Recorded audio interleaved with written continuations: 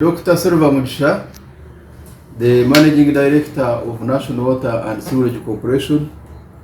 Today, I want to discuss the issue of water pricing and how National Water and Sewerage Corporation prices its services for the benefit of its customers. The problem I'm trying to address in this discussion is that we have had inadequate sensitization of people about the underpinning principles of water pricing, and this has brought so many propositions, with some people saying that you get water free from lakes, from rivers. Why don't you give it free of charge? And you can clearly see that there is first of all inadequate understanding of what goes on to produce this water and be able to serve it to the people. There are also some issues to do with understanding when we charge this money, what do we use it for? I want to start by looking at the current price of water that National Water charges. National Water Tariff is uniform meaning it cuts across the board. What we charge in Kampala here is the same as what we charge in Jinja, what we charge in Kabare, what we charge in all areas where we are operating. And the price of the water on the public stand post is this point where the public comes, pay some money to the vendor, and then get water. National Water charges 25 shillings per jerrycan on that public water point, and the caretaker of that public water point is expected to sell that water at not more than 50 shillings per jerrycan. And this includes VAT, it also includes the service fee. The problem that normally happens is that the person who is given a chance to take charge of the water point gets water from National Water at 25 shillings per jerrycan. A jerrycan is 20 liter container. Gets it and sells it at 100, 200, 300, and sometimes 500 shillings per jerrycan, which is a little bit exploitative on the side of the customers. How do you get water from National Water at 25 shillings and sell it at 100, at 150, at 200, at 300, and so on and so forth per jerrycan? Now, when it comes to the industrial consumers, the people who are involved in manufacturing, the people who are involved in the production sector, we charge them 60 shillings per jerrycan. And that came about 4 years ago as a result of cabinet intervention, where the corporation was asked to support the industrial sector in this country by lowering the price of the water. So we put it at 60 shillings per jerrycan. Then domestic are these people who have managed to pull the connection to their own homesteads. We charge them 83 shillings per jerrycan of water. All these include VAT. They also include the service fee. The institutions are charged 84 shillings per jerrycan, and then the commercial people, these are the people who are they have shops in town, the hotels, and so on and so forth. Those ones, they are charged 97 shillings per jerrycan. So you can clearly see that actually the person who pays a lot of money is the other one who is not connected to water, whereby somebody comes and gets water from a public water point at 25 shillings, and then he or she goes and sells it at 100, 150, 200, sometimes 500 shillings per jerrycan.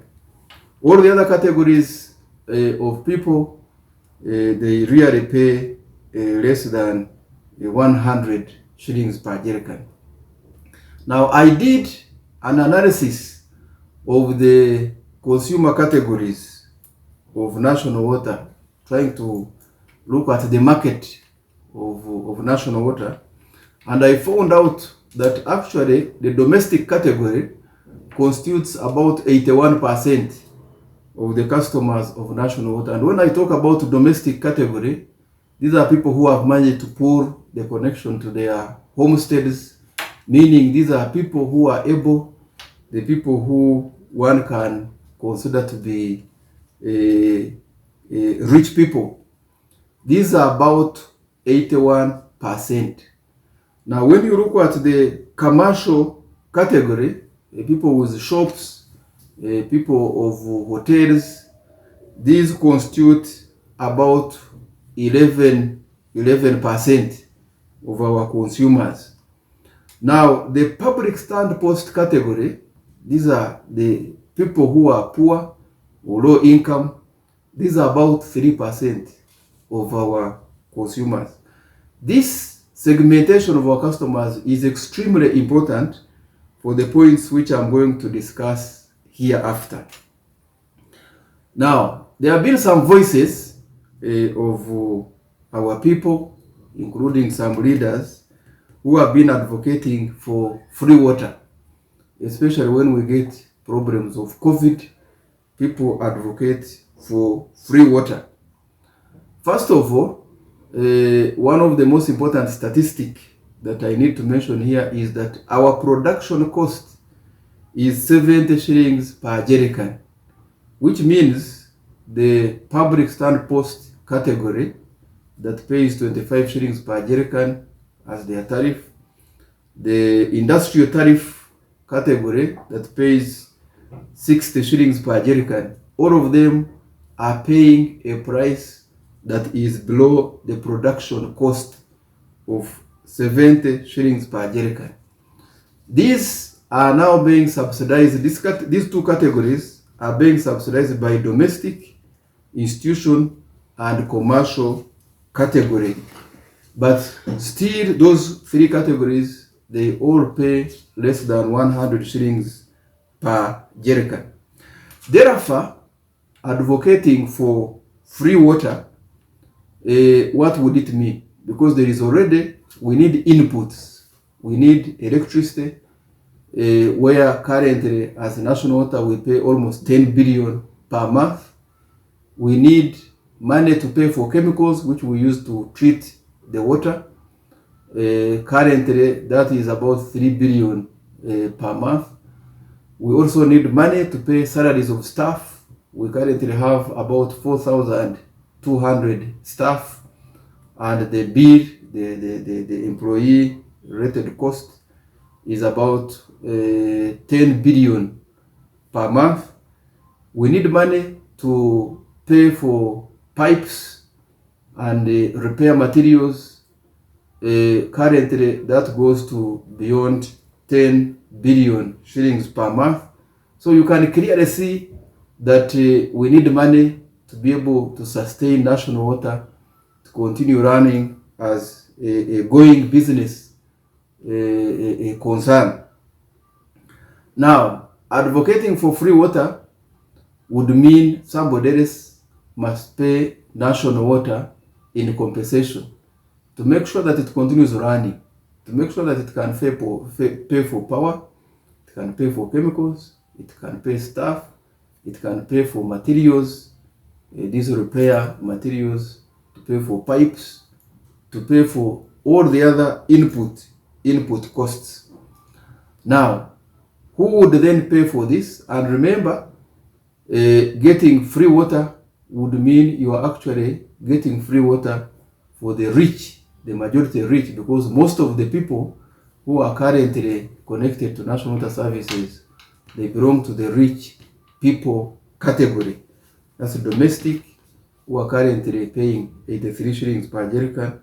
Institutions, these institutions, the schools where the owners are charging school fees and then remit part of that for water. And then the commercial category, people who have shops, who have hotels, and one of their inputs is water.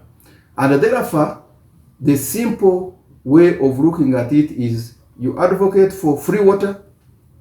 You know that you are advocating free water for the rich and at the expense of all these other low-income people, most of whom have not yet accessed our services. And our current strategy as National Water is actually to make sure that all these people who don't have water get water. That is the mantra of water for all. Now, the mantra of water for all, the aim is to make sure that those who don't have water get it. Because the reason why people pay water expensively at 200, at 300, at 400, being exploited by the vendors is because they don't have a nearby water point in their vicinity. And you know, in the using the economics of demand, supply, and pricing, if you have scarcity, then you have high prices as a result of demand being very high. And of course, scarcity means the supply is very, very, very low.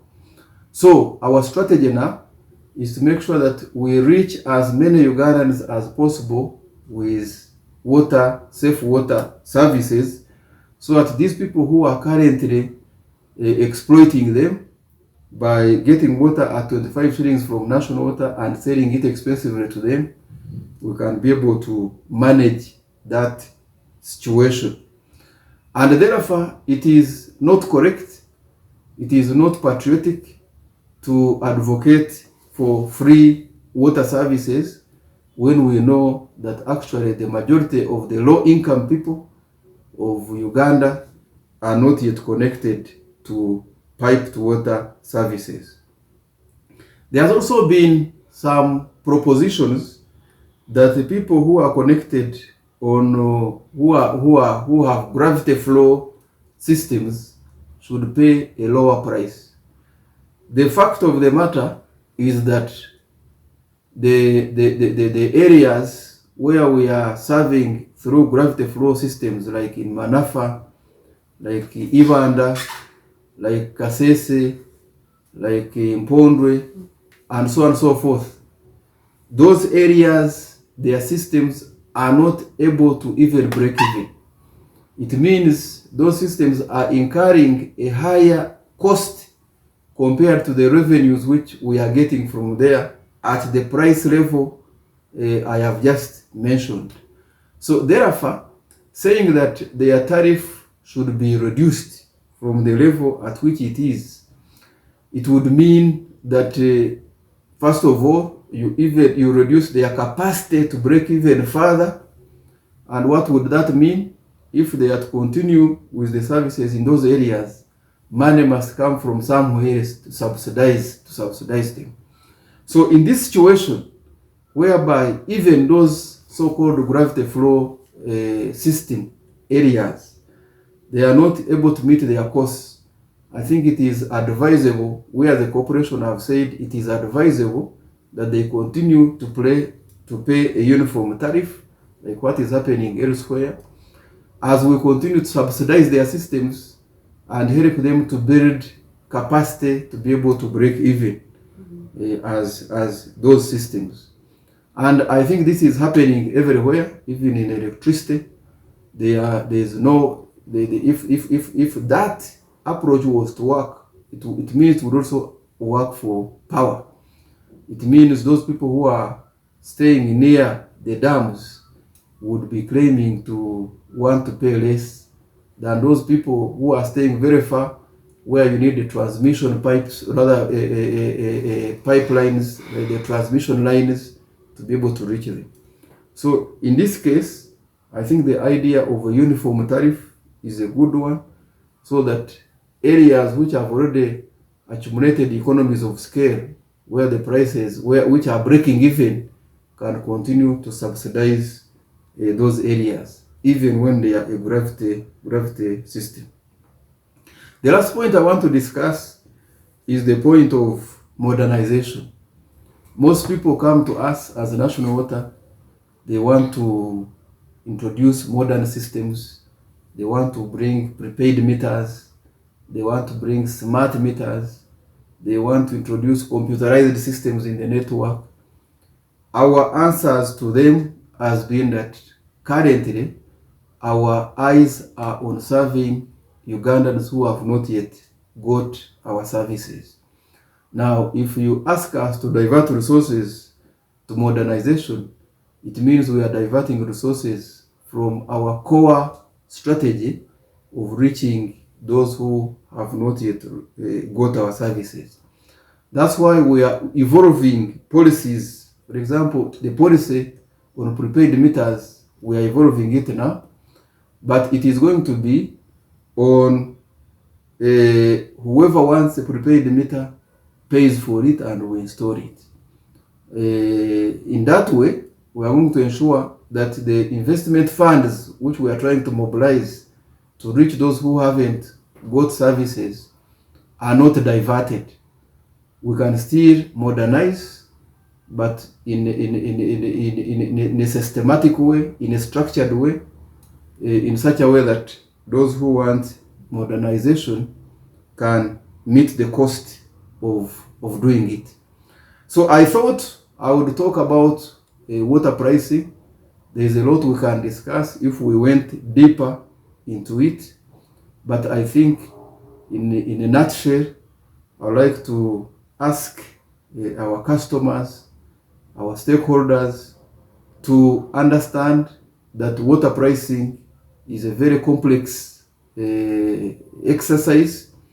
It looks at affordability of services for the people, but it also looks at equity.